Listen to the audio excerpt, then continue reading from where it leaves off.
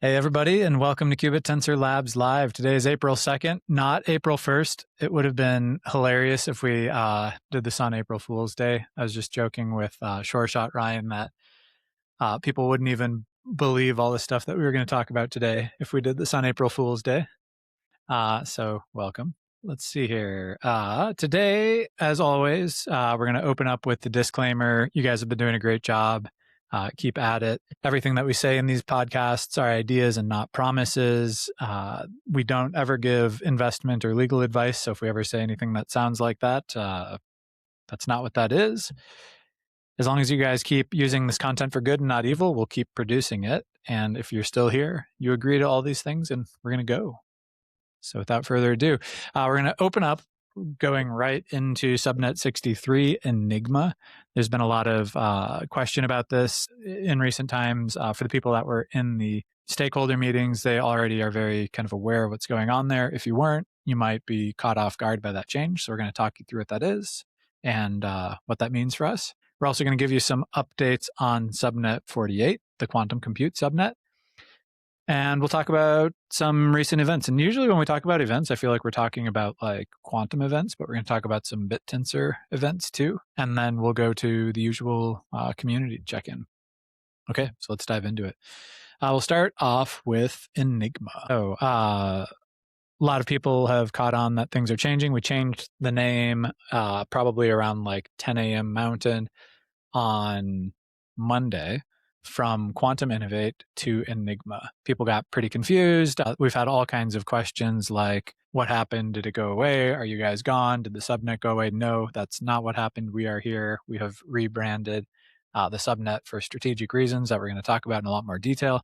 People have asked about what they have to do with their alpha. If your alpha is in and you want to stay in, you don't have to do a thing. If you don't like what Enigma is, you can always choose not to stay in. We think you're going to like what it is. We think a lot of people are going to like what it is. So we used to operate subnet 63 and subnet 48. 63 was focused on quantum innovation through software advancements, and subnet 48 was a quantum compute subnet. So we used to say 63 was kind of like the ridges of quantum, and 48 was kind of like the shoots of quantum. But when we first split into two subnets, which for technical reasons, there was a very good reason to split it into two subnets. But when we first split into it, people real quickly called us out and said, hey, that's a bad idea. You're going to have too much going on, too much to market, too much to manage. And so after some time operating both of the subnets, we've kind of come to agree. And in fact, while Const himself is very excited about having quantum on the BitTensor subnet, he also called out in a meeting with me, a number of weeks ago, that from an investment perspective, quantum is probably struggling because the market they can get behind the idea of quantum computers, but once they get behind the idea of investing in quantum computers, you can't give them two options. It's just too much, mental overload for people to go figure out what both of these quantum subnets are and to figure out which one they're going to actually invest in. And so in the interest of bolstering both of the subnets in a way where we can allow for investors to know exactly what they're getting into very easily, and we can still achieve a lot of the original goals that we set off on, we have rebranded and re-strategized subnet 63, and it will be relaunching as Enigma. And so what is Enigma? Actually, real quick, hold on. This didn't even occur to me until like literally right now, Ryan. You remember the Donald Trump, Jeffrey Epstein letter thing? Wasn't Enigma like one of the controversial words in that? Or is that a different word? I don't know. I don't remember either. But I swear this is an apolitical move. Anyway, Enigma. So the key thing with Enigma is that we're focused on breaking technologies today that society depends on so that society can know specifically when they really will be broken and they can build a better tomorrow. You can think about this as like pressure testing, white hat hacking. There's a whole bunch of technologies that the world is freaking out about, including like right now, where quantum computers or other threat vectors are going to threaten that technology, and we're building important parts of society, even like entire financial infrastructure on top of those foundational technologies. And so this isn't going to be like small challenges, this is massive challenges, and they're going to have huge cash prizes associated with them. Now, this is not a quantum first story. This instead becomes much more of a human curiosity story, like how are we doing with these technologies? When will they actually be broken? How soon do I need to worry? But while it's not quantum exclusive, it certainly will be quantum inclusive, and that there's all kinds of problems where like advancing quantum computers are driving, the urgency here. So very soon, anybody who cares about whether RSA or Bitcoin can be broken and when they will be broken and exactly how far people can get on that today, Enigma will be the place that you go to find that out. And kind of jumping ahead in the presentation, I was actually with a cybersecurity senior director of a large firm that focuses on cybersecurity, and he was on a panel, earlier that evening, and he sort of said, when D-Day happens, people aren't going to know that it's happened right away, right? Like when D-Day happens, weird things are going to start happening, and people are going to be curious Q-Day. People will be wondering if Q-Day happened, but they're not going to know it. Our aim is to help people know it and to know it ahead of time so that they can prepare for it. And so what does the subnet portfolio look like then? Well, subnet 63 is Enigma, and Enigma is this new challenge-based model where we partner with sponsors from industry, and they produce computational problems that are hard to solve, really important, really hard to solve problems. We make small milestones to actually put it into like an achievable range, working towards the ultimate goal of the challenge. These are going to be open to anybody, BitTensor or not. It will all be operated on the BitTensor network, but people will have the option to either run a miner directly on BitTensor, or if they don't want to, we will curate a set of miners and take solutions from the outside community through a web portal and then run it through the BitTensor using miners that we run. This is all decentralized, but this is essentially like a bounty market. In the meantime, quantum compute should thrive in this new ecosystem, because whereas there used to be this important decision, if somebody wants to speculate on quantum, which quantum? Well, now there's only one quantum. And so if people want to speculate on quantum, subnet 48 is the place to go. Quantum computers are going to revolutionize the world. We're seeing it happen already. And if you want exposure to that, the quantum compute subnet is there. The quantum compute subnet has the only cryptocurrency in the universe that is only mineable by a quantum computer. And the crazy thing is that the side effect of mining all of that is that we end up offering free quantum compute to real users with real quantum problems on Open Quantum. And so the end user of this is real quantum users with real quantum workloads running on real quantum computers. And, I think, in my opinion, this is probably the most differentiated subnet in the entire ecosystem. But when you pair these two together, you have an incredibly powerful system, because Enigma, if it's going to be doing these challenges that are going to require quantum computers, and quantum compute is the compute subnet for quantum, you can just see how the interplay between these two is going to be fire. The initial challenges, which we're announcing today, are going to first be focused on breaking RSA. This will start with a classical challenge, so letting people try to take the classical approach before launching the quantum approach. The reason for that is to sort of set the baseline, like what is the world that people live in before quantum computers?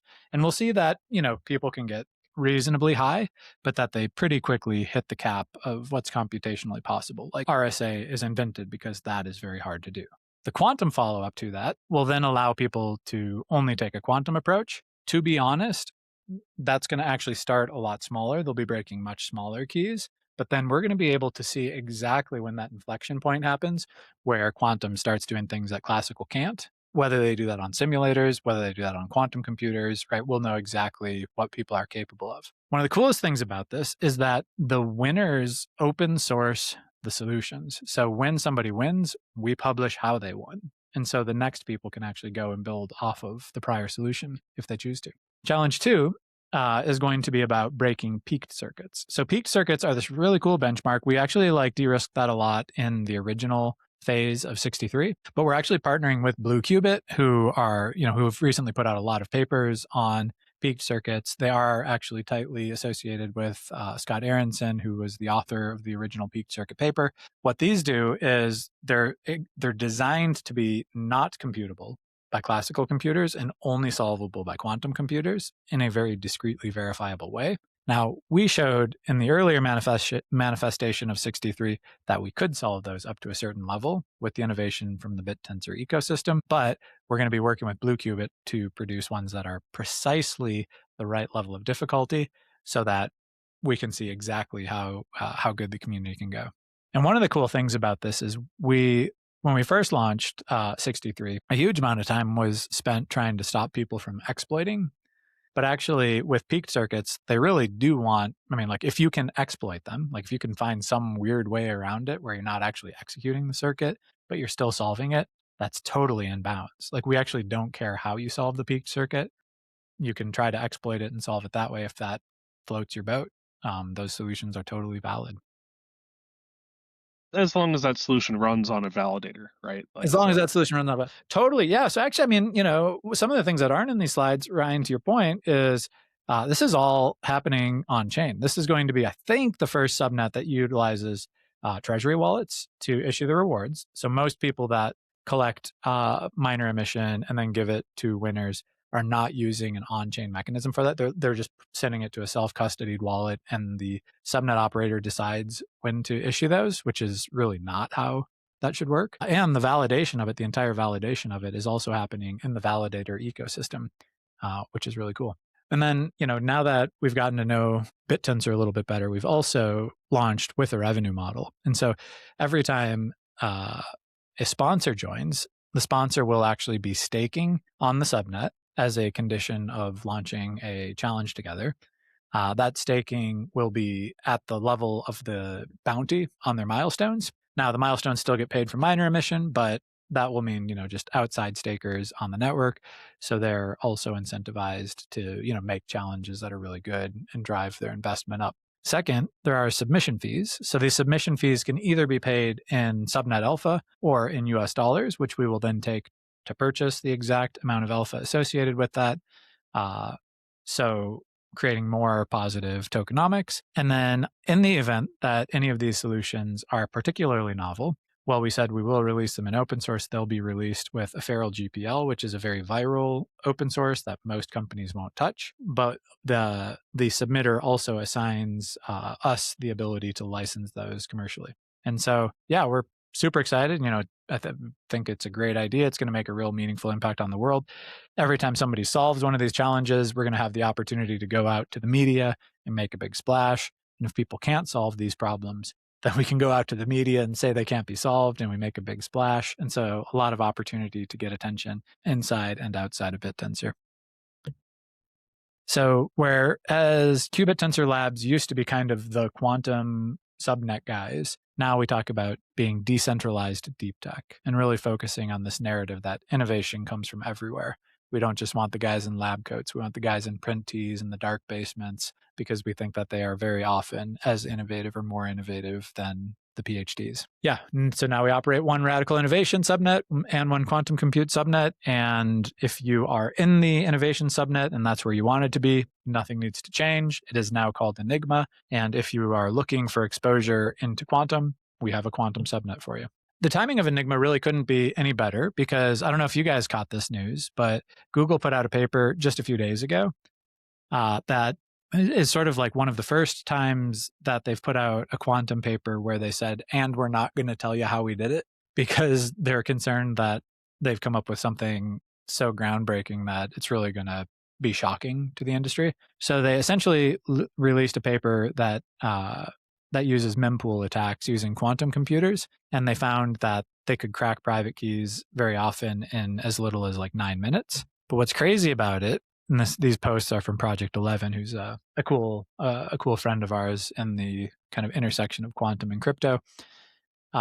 They found that they could do it with just over 1,400 logical qubits, which is not very many. In fact, and this is specifically to break the elliptical curve encryption on Bitcoin. And what you can see is that IonQ's roadmap, at least, has them producing 1,600 logical qubits in calendar year 28. And so just like literally a few days ago, people were skeptical that 2030 was going to be the time frame that you had to be on to post quantum cryptography. And now we're pretty convinced that by calendar year 28, it could be in our rearview mirror if IonQ's roadmap holds up and Google's roadmap holds up and the error rates on those qubits are sufficient to do the work. Crazy. So it couldn't be a better time to launch Enigma and start putting users on it and find out if that's real. Okay, enough about that. Yeah. Oh, actually, this is hilarious. Okay, so yeah, one metaphor, which is probably slightly overkill, is that Enigma is kind of providing like the canary in the coal mine when it comes to encryption. Except obviously we're quantum geeks, so we have to talk about like Schrodinger's canary that is simultaneously dead and alive. Um, but I do think there are going to be a lot of people that are sort of caught flat-footed on this, where they'll be sitting there, holding onto a dead canary, uh, not realizing that the canary has already died. I mean, Bitcoin has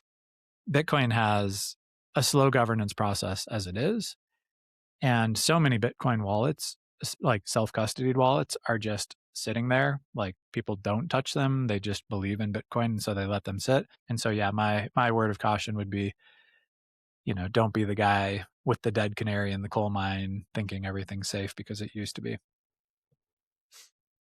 Oh, website. Hey, actually, so I'm gonna flip screens. I don't usually do this.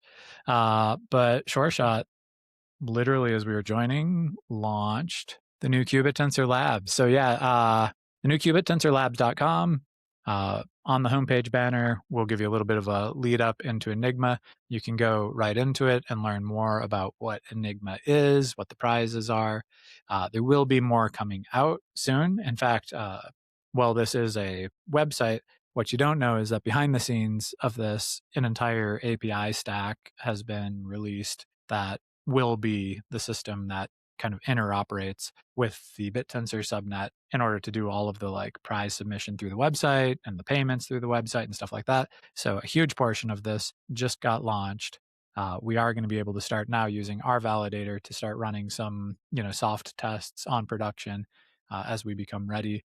Also, obviously, the new page also highlights Subnet 48, which we're extremely bullish about. We had some of our biggest investors in 48 come out right after we announced at the recent event in San Francisco, announced Enigma, and they came out and said, hey, this is such a great thing for 48 because we're finally going to be able to get the investor attention that we've always thought we could have.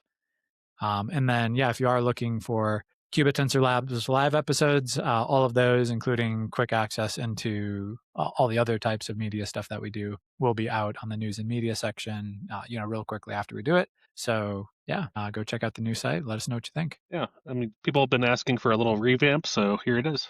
Give us some feedback. Yeah, totally. Good point. Yeah. And nice.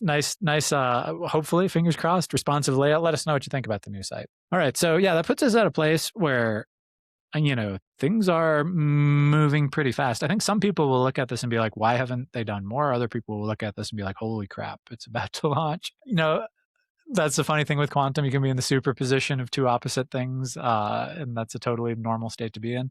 Ryan, not to put you on the spot here, but anything on the 63 phase 2 development status you'd like to highlight? Yeah, I mean, we're really close. Really gonna just do a lot of internal testing, I think, over the next few weeks and try to get this thing launched fully. Yeah.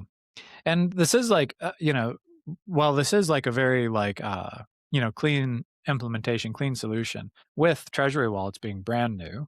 And with this idea that like validators are running code submitted by miners and that you have to have consensus in order to have voting power and all of these things, it will actually be one of the more sophisticated subnets out there also. So yeah, definitely a good amount of testing to do to make sure that all the bits are connected. All right.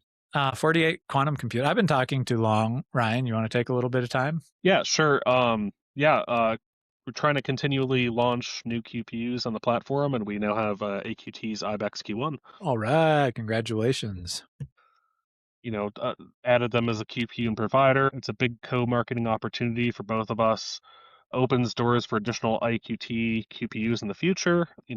definitely good news for 48 here. Yeah, cool. And maybe one thing to just give a quick shout out on is, well, we can't guarantee this with all QPU guys.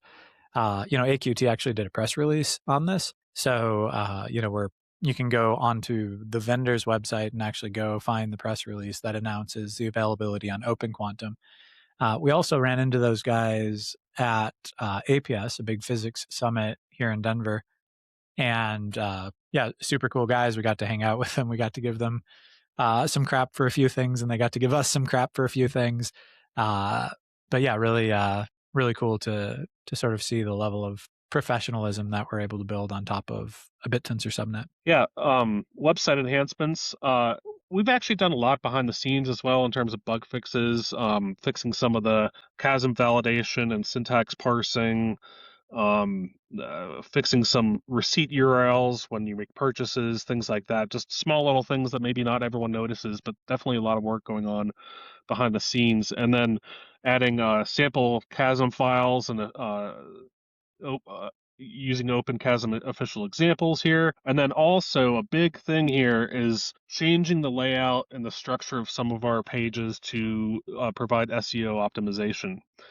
And being able to make sure that everything could scrape all of the information, knowing that it's free, reduced cost, you could buy credits, what QPUs we offer, it really makes a huge impact in terms of discoverability and marketing for us. Totally, yeah. So I was at an event, a BitTensor event earlier this week. And Mog, who is behind Tau Stats, highlighted that BitTensor subnets really need to be more focused on traditional marketing and having websites. A lot of times you'll hear a subnet and then you Google it and you can't even find out who it is.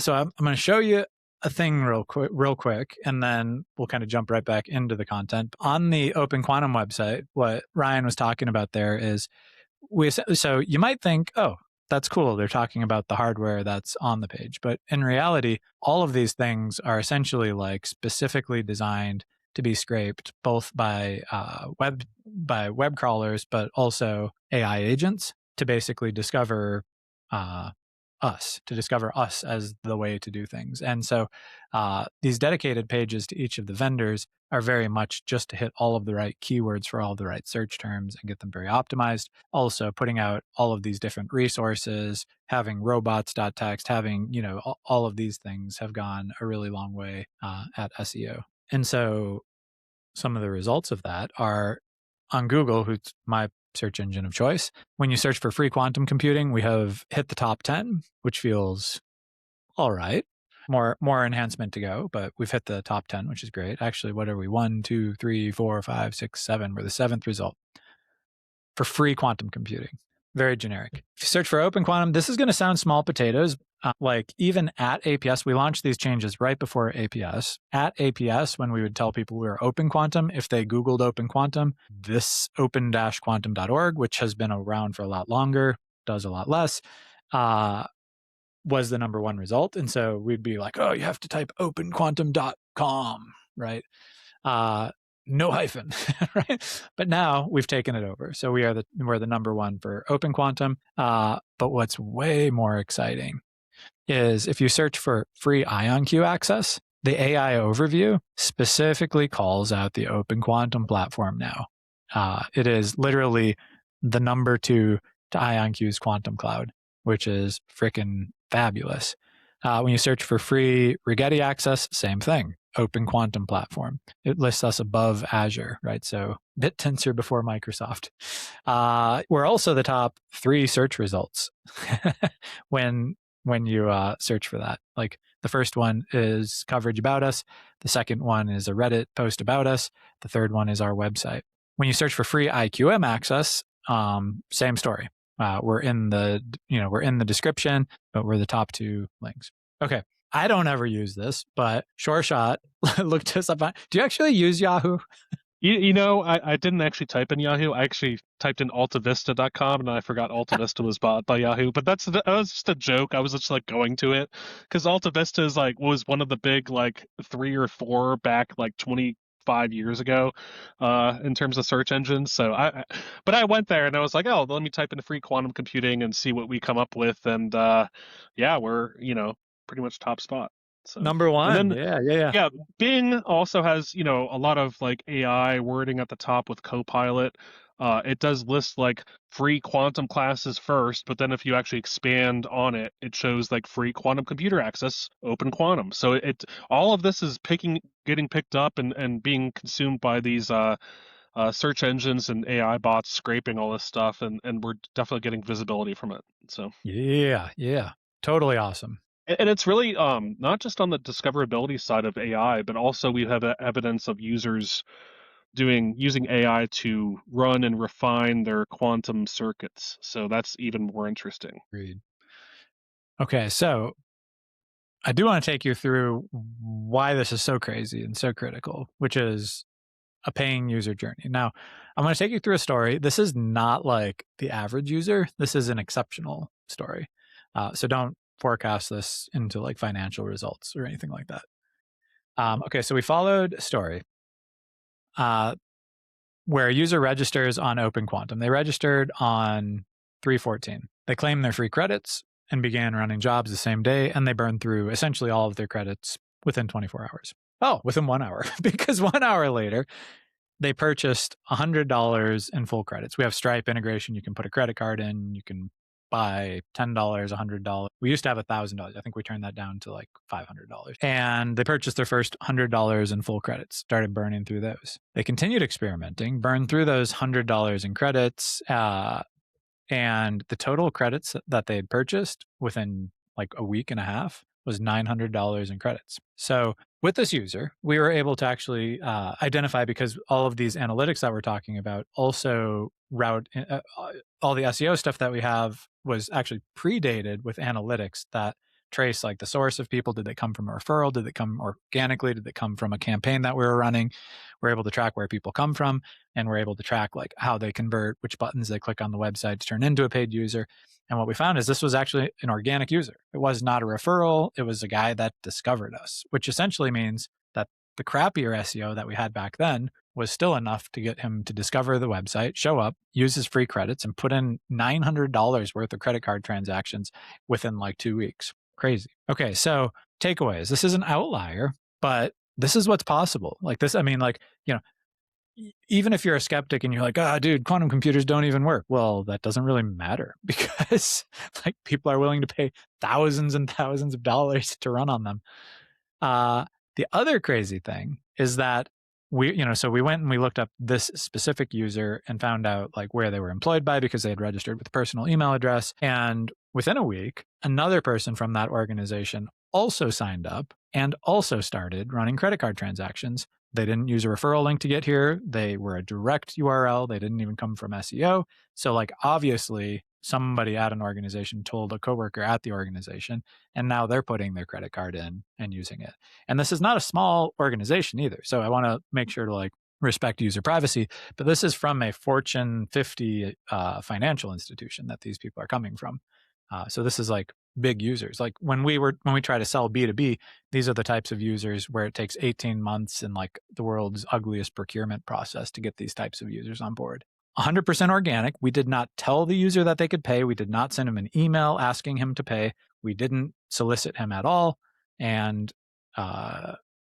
they spent all of this money. And so these insights are only made possible because of the analytics infrastructure that we had put in place. But with these, we should definitely highlight that automated marketing on our near-term roadmap could start to actually make things like this much more frequently occurring. Because like literally the only way the user would have known that he could have paid us money was by exploring the website and clicking. We have all kinds of users that are running quantum scripts and running out of credits. We can send them a note. Like we can email them and reach out to them and let them know. So yeah, really cool. I don't know, mind blowing to me. I think this is totally fabulous. I think the two aspects, that um, even though that was pre some of the SEO changes, SEO does work, discoverability does work. So enhancing that is going to just bring along more users, and then word of mouth of how easy it is to use and enter your credit card and pay and start using quantum compute or using it for free as well Totally. is I think really game changers. So 100%. Yeah. Cool. All right, we're gonna keep rolling and get into the softer stuff. Events. So we had APS, which is the world's biggest physics summit, and it happened to be in Denver, which is where we're based. So we were thrilled to be there. Um, oh yeah, fun pictures actually. This is like a social happy hour thing that happened on the side, which was quantum people who were at APS. So we basically filled up Punch Bowl Social down in downtown Denver with like thousands of quantum people. It was pretty crazy. We had a promotion going on where we were giving away prizes for people that signed up for Open Quantum, and you double your chances by actually running a circuit. We saw hundreds and hundreds of people sign up. We had a giveaway where we gave away Beats headphones, Nintendo Switch, and an iPhone watch. I had the pleasure of being able to give away the iPhone watch in person because I was in the booth when the winner showed up to claim it. Um, this is John Martinez. I had the opportunity. He actually was the guy that inspired Quantum Ring's first paper, and we acknowledged him in it. This was back before he was the famous Nobel Prize winner. He won the most recent Nobel Prize in physics, along with his collaborators for some of the work that they did in quantum. And he was at the show. It was great to see him again. And then just to give you a feel for it, this is our booth down here, the Quantum Rings booth. This is Quantum Computing for All. You can't quite see it, but that's a QR code right behind these guys to sign up for Open Quantum, with literally 14,000 physics geeks in the space. It was really crazy. We saw a 33.1 apparently percent increase uh, on Open Quantum since APS. So, a good amount of signups. Leading up to APS, we had it was something like 30% of our users were coming from referrals. That number has come down a little bit because so many users signed up directly through APS. But most of the users who signed up were like, oh, I need to tell this group of people about this service. Like, people were extremely stoked about it because, it's free quantum compute. It's a very attractive offer. Breakout. Okay, yeah, breakout. Man, okay, this was crazy. I'm probably never going to do this again, but I had some commitments right before it and some commitments right after it, and so I took a red eye out Sunday night. Well, no. I got butt crack of dawn. Woke up and flew out to San Francisco. Did breakout. Then had to run right from breakout, and I did take a red eye to Chicago because we had a quantum event that we had to be at in Chicago, and then took a red eye from Chicago back to my home in Colorado. And I literally didn't even stay at a hotel because there wasn't enough time. So I had to go check into an LA Fitness like a homeless person to take a shower in between. But all right, breakout.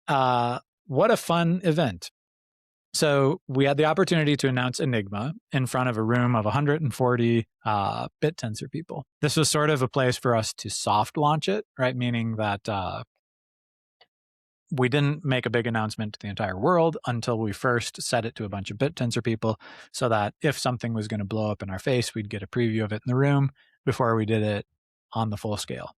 We didn't have any freakouts. In fact, we had a lot of people coming up and, being very excited about this. Both holders of 63 and 48 were in the room. They both were extremely stoked about it. And once we saw that data point and we saw everybody else nodding their heads about why we did it and asking a lot of questions about it, we launched it globally. We did have to make the name change on chain right before we made the announcement in the room. The reason for that was because we didn't want to lose the name, right? Essentially, because in theory, somebody could have jumped us and renamed their subnet. So apologies to anybody who was just watching the chain and saw the name change and didn't have the context. I do wish we could have done that a little bit differently, like locked the name but not changed it until later. But cool things about this were we're also on a panel, and so we had an opportunity to have a lot of constructive conversations, not just about the subnet launch, but about BitTensor in general, with a lot of really smart people. You can see some guys here on, in fact, Siam was moderating. We've got the head of the lead poet there. We've got other subnet operators on the stage. Good group of people, lively arguments. And we even got to meet, I don't know if there are any miners on, but I was surprised. We even found an old miner from 63, Timu, who had left when we suspended the subnet, but I think is kind of starting to hover back around the ecosystem, excited by these fat prizes. on 63. So it's really cool to meet people in real life. My takeaways from this, there was actually a takeaways slide, which I have a photo of, but it was like really like kind of neutered. So my takeaways are pretty raw, but there was a lot of talk about sentiment on tau flow. And I think that if I were to summarize it, the community definitely thinks that tau flow has been good for tau, which makes a lot of sense. It's kind of like a one-way door. At least subnet operators and valleys who are big holders of subnets are disincentivized to sell their alpha, which means that they're also disincentivized to sell their tau, for anybody that would have been taking it out to like US dollars or diversifying. And so, we've actually seen tau start to make a run again.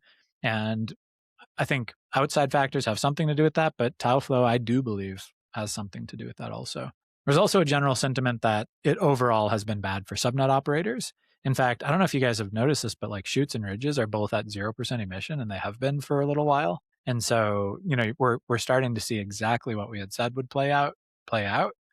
And I don't know, it sucks to see it. It's hard, it's hard to see that stuff. I think everybody is being, financially responsible and they can probably weather it. But those are great subnets. And I feel like if they're getting 0% emission, that just shows that there's some cracks. There was also a feeling, which was more quietly expressed, but expressed by a few people, that governance has become a little bit more overly focused on defense instead of offense. And what I mean is, like, there are some bad actors. There are some people that are here just to take emissions. I would call out the subnets, but I don't want to get any backlash. But there are subnets that exist purely to take emissions, and a lot of the governance is focused on trying to stop those people. But we only have so much attention, and it's become a little bit less focused on how to enable subnets to innovate. I think that's really exciting to hear that narrative because, I think there's some truth to that. And once the narratives start, usually change kind of follows. There was also a narrative on the fact that we need to reduce focus on revenue. So, in fact, I think it was Mark Jeffries was on stage at his panel and had said that maybe even Const had called him out on, not putting so much focus on revenue. However, there was also an increasing focus on investment, meaning that I think a lot of people used to think emissions were the funding model for subnets, and that in TauFlow, at least, you need to probably be thinking a lot more about bringing money into your subnet and also bringing traditional investment into your business to supplement TauFlow or to supplement emissions. One of the things I was really blown away by was when you're in these digital communities, it's like sort of like a dangerous place where like people are real a-holes a lot of times. But in real life, there were a lot of good people, a lot of smart people, really a significant contrast. There was a lot of very good debate, like people weren't like, shut up. It was like, I hear your point, but think about this counter argument. It was very civilized, open discourse, like exactly what you want for a community to thrive. And ironically, I like, you would think we would see that online, but it seems to me that like online, it's a lot harder to have that. So it was a huge breath of fresh air to me. There was also a very quiet concern that open discourse is not a safe thing in all other forums, which, you hate to see that. But overall, the takeaways were great. So then I jumped on a plane, woke up the next morning in Chicago, and Chicago's got this really cool ecosystem. Quantum Rings had spent like 22 weeks in like last year, essentially, in Chicago. And this is the University of Chicago. This is kind of a 10-minute driving radius. There's a huge amount of cool stuff going on right here on the main university campus. We spent a lot of time down there. We had an office up here in the Dualities headquarters, which is co-located with the Chicago Quantum Exchange. I'm going to talk a little bit about this brand new thing, this green dot, Hyde Park Labs. So Hyde Park Labs is a cool building. It's literally like adjacent to the Chicago Quantum Exchange where we had an office. And they've completely built out this building to do advanced infrastructure for science. When we were there in October of 24, it kind of looked like this. Like it was a bare building, concrete floors, no walls. It was cool to get the tour at that point, but they still had a long way to go. Now, it is a freaking beautiful building. Like, man, Chicago deploys capital well. like this crazy juxtaposition between like super modern, sleek, hipster office with like clean glass walls into like labs where people are running around in lab coats doing science. Like beautiful, pristine. And they were setting up this quantum computer while we were there. This is like a Blue Force. They were like a dilution refrigerator guy. Ironically, this was set up on this amenity space. So like the quantum floor is actually like up here, but they put the quantum computer in the amenity space because it's so freaking cool that they want everybody to be able to see it, right? So like definitely an eye towards killer aesthetic. It was really beautiful to be there. I was able to schmooze with the IBM Ventures people a little bit while we were there. Um, yeah, really, really fun. I met a lot of the new companies. Ryan, I haven't showed you this yet. This was right in front of it. I'm calling this guy Unshore Shot. I don't know if you would. Yeah, there you go. Like, so literally, when this guy was walking up, I was like, Ryan is off today. Is he in Chicago? Like, I stopped wearing carpenter pants in 1998. yeah, fair enough. I've never seen you wear a neon orange shirt either. But anyway, yeah, fun trip there. So after checking out that, we went downtown where NIST and the Chicago Quantum Exchange were having a standards workshop for quantum. And cool thing about that, it was put on by the Chicago Quantum Exchange, but it was hosted by Protiviti, who is actually like, they're sort of like not a big four consulting firm, but sort of the next tier right below them. They have a very large quantum security practice. They were hosting this in their Chicago office. People in the room, to name a few, were IBM IonQ, the National Institute for Science and Technology, or Standards and Technology? Standards? Science? I don't know. I'll Google it. The Chicago Quantum Exchange, Nationwide Insurance, the head of quantum for Chicago, for the University of Chicago was there, lots of other players. We had essentially a half a day working with those guys on a lot of the hard things that need to be standardized in quantum. And then lastly, we got to schmooze in the evening before catching my flight back to Denver, where I had the opportunity to be on a panel that was sponsored by the Duality program. This was hosted at the Cressa offices, beautiful offices up on, the I think 18th floor of a building in downtown Chicago. A lot of the same companies that were at the NIST thing were there, drinking and celebrating with us. We also were joined by people from JP Morgan, Qbtll, MemQ, a couple other quantum startups, Codex. P33 is sort of like in Chicago / intersection with federal government / intersection with quantum organization, but lots of big players were there, and we had a total blast. I can't believe it's only Thursday today. All right, jumping into community and Q&A. Okay, is there any reason to buy 48? Hell yeah, there's a reason to buy 48. This is not financial advice, but I'm a big believer that the only reason 48 hasn't been to the moon is because people want to invest in quantum, and then we had two options for them. Like 48 is freaking awesome. It's an enterprise grade system built on BitTensor. And it's built in a way where the miners get huge value for mining the world's only currency that can be mined by quantum computers only. It spills off this side effect of, instead of just spilling off heat and wasting water, it spills off executing real quantum circuits for free for researchers and enthusiasts. We've got capital coming in for people paying for those jobs once they run out of their free credits, and it's a beautiful ecosystem. I mean, it's hard to imagine that in a world like that where quantum is so hot and we're starting to see such broad adoption and starting to get such revenue from it, that isn't going to go bonkers. Somebody posted on Twitter or Discord or something like that a few months ago, the traditional Win Moon. I don't know Win Moon, but I know his cute cousin Soon Moon.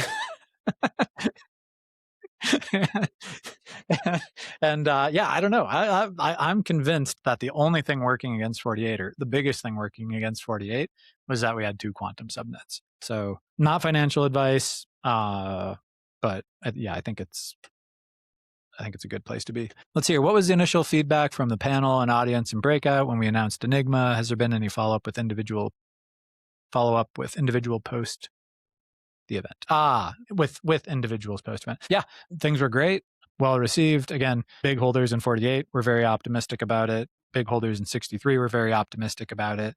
People from outside of the network were, from outside of our investor network, but inside of BitTensor, were very excited about it. So yeah, I think people want to see what we can do. They'll probably want more details on the challenges.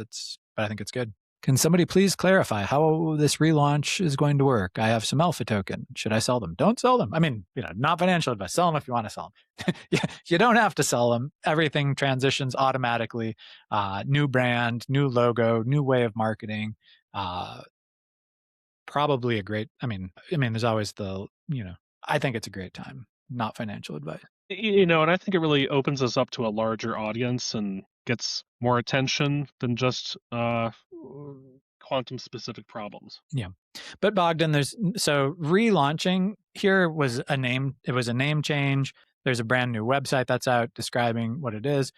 The crypto itself does not change. Like, it is the same token. In fact, even like, this is not what it is, but even in the event that like there's a huge change, like somebody goes and like sells a subnet to somebody else, your holdings just transfer. Like, if you're in an alpha token, you're in that alpha token.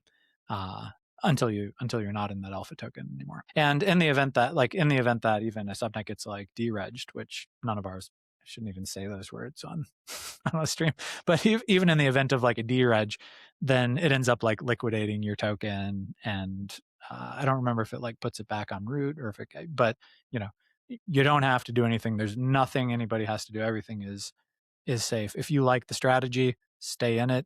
If you don't like the strategy, unstake. But we love the strategy. Q&A. All right. Is there more information to come out about Enigma? And are they ready? Or is this a new timeline? Yeah. I guess that's a multi-layered question. Yeah. So a lot of new information has come out on it. We just put the website out. We just covered some new info here. Obviously, we've got to do a lot of continued marketing on this, and we will. Timeline still on track. The rebrand to Enigma has changed only some small technical things. One of the small technical things is that instead of Open Quantum being where you submit to the challenges, qbttensorlabs.com is going to be where you submit to the challenges. Again, trying to like put this barrier between like the quantum and yeah. Yeah, and then also like with Enigma, how we do validation has changed a little bit. Because before we would put out these kind of generated problems on the fly, and people would submit answers on the fly as miners to validators, and now the validators will actually be running against new circuits or new there's like a question and answer type of thing, and the code that you publish and submit needs to be able to handle multiple different cases, not just. Yeah, totally. And I guess just to clarify, so nothing has changed between what we were doing on phase 2. Like what Ryan just described is what we were doing already for phase 2. So the timelines haven't changed. In fact, all of the like real timeline risk of changing from submitting to Open Quantum to changing to submitting through Qubit Tensor Labs has basically been de-risked because we just launched the new website where behind the scenes it can actually do a lot of that stuff already.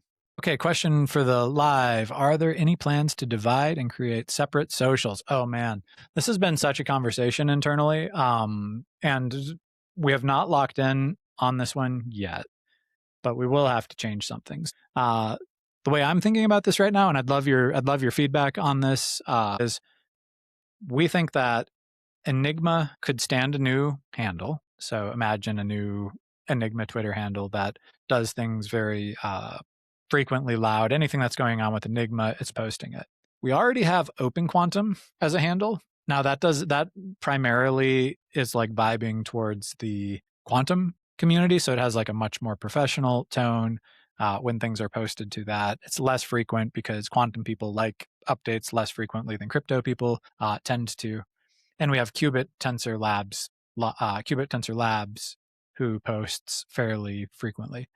So our thought is that with the addition of an Enigma handle, that Qubit Tensor Labs and Open Quantum together can handle 48 related posts, and Enigma can handle 63 related posts. And then for really big, really big things, Qubit Tensor Labs would sort of repost them. We would probably go through a period where there's like a transition where in the early days, there's a lot of reposting between them, trying to feed people kind of into into the Enigma handle. But this is squishy. We've gone back and forth on these plans. There's a lot of question around, you know, can you just have a company brand and can the company just do it, or does that dilute the attention too much? What about your users? How many of your users will transition from following one to following the other? So yeah, if there are people that have strong opinions on that, we'd love to hear it. On Discord or in Telegram. When do you expect to drop more Enigma updates in the socials? Oh man, I hope you're enjoying those. We're trying to do that continuously.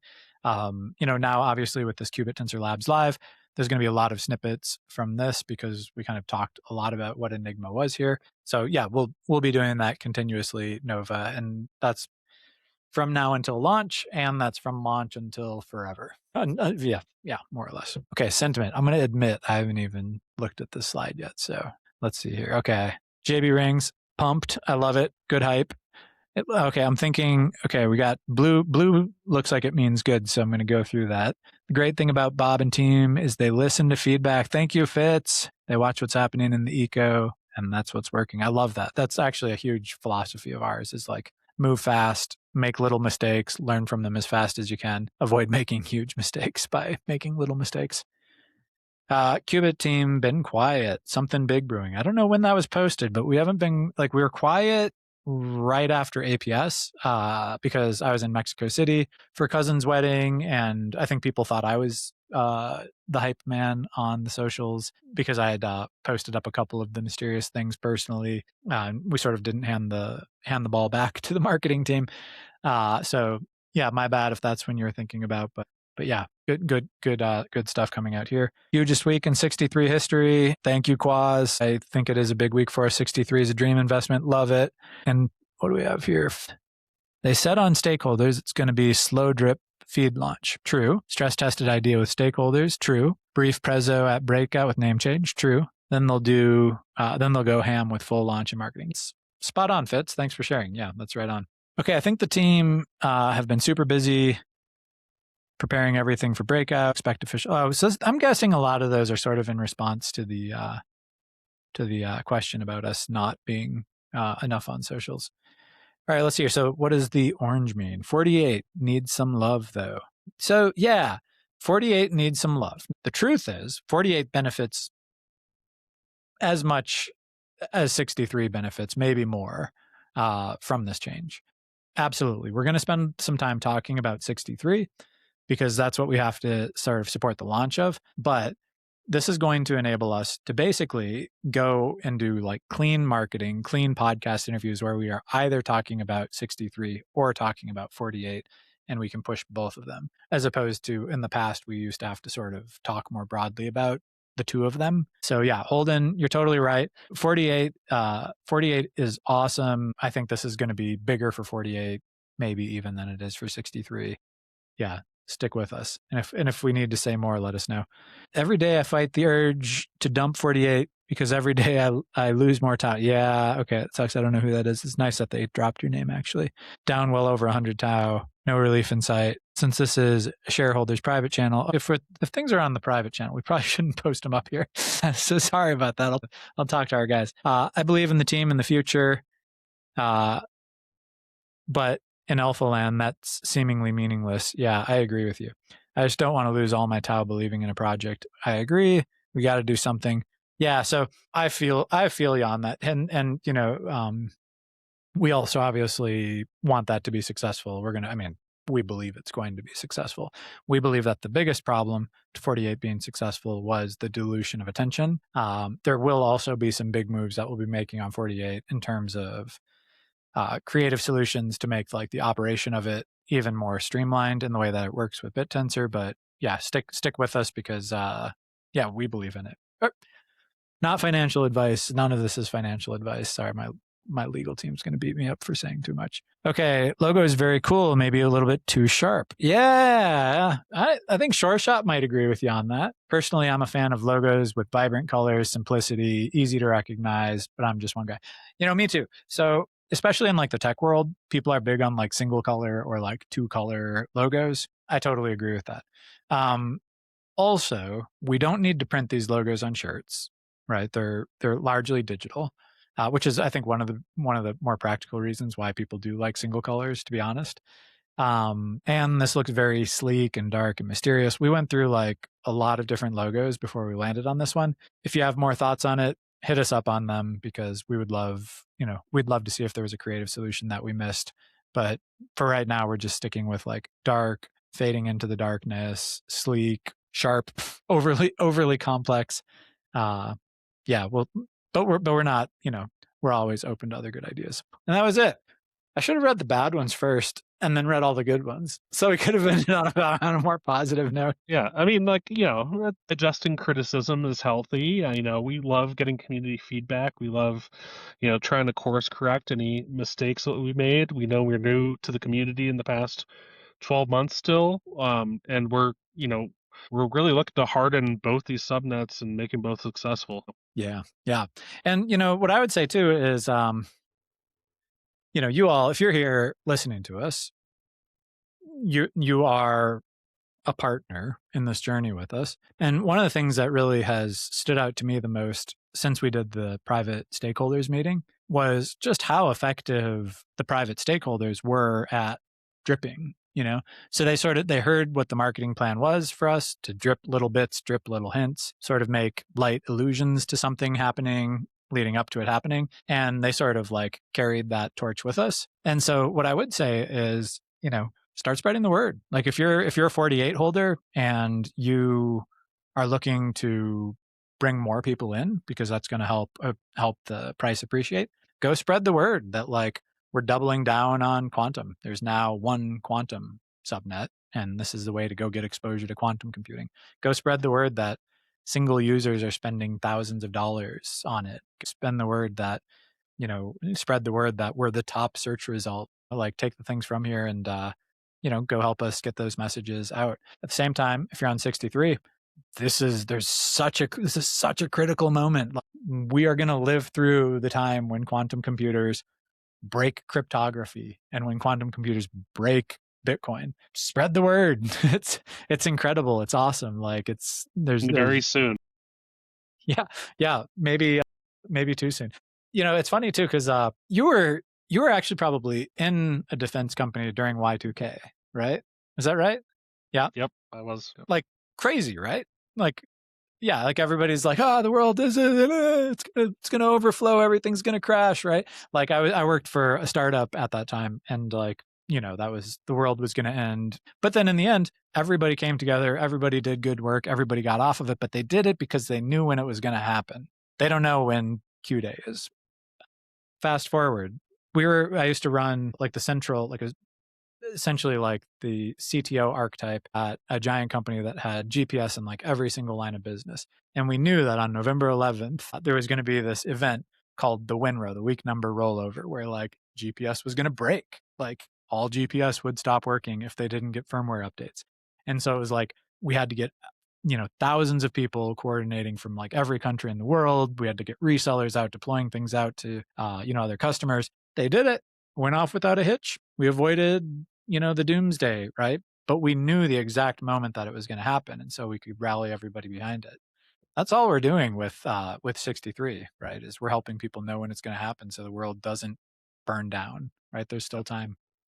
Yep. Cool, awesome. Okay, well, hey, we've been too long today. We went a little bit over an hour. Sorry about that in advance, but so much exciting stuff. Thanks for being with us, everybody, and we'll talk again soon. See you guys.